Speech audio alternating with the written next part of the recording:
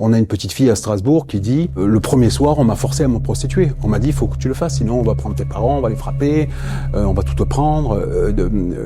Elle s'en est plainte au service sur place, à l'éducateur spé, aux gens qui sont sur place, et il y a eu zéro réaction, rien. Lors d'une audience que nous avons eue il y a quelques mois à Rennes, nous soutenions qu'un enfant se prostituait, que tout ça, et tout le monde disait, mais non, ne se prostitue pas.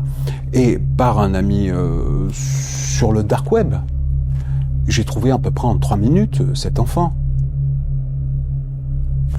Cet enfant, j'avais les tarifs, j'ai eu tout. Toutes les semaines, je reçois des gens à qui il faut annoncer que la petite a été violée, qu'elle est obligée de masturber quelqu'un, qu'elle se prostitue. Il faut dire aux gens, chaque fois qu'on a rendu l'enfant aux parents, il a arrêté de se prostituer, mais il est détruit. Il n'y a pas de cycle de formation, il est hors formation totale. Et 2, c'est un enfant qui a vécu un cauchemar et qui, socialement, a un mal à s'intégrer qui est hors catégorie.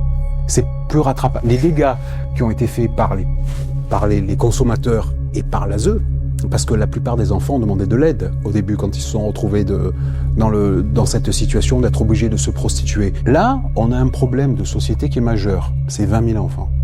C'est un fait de société. C'est une pandémie. Et face à cette pandémie, il n'y a aucune réponse organisée de l'État.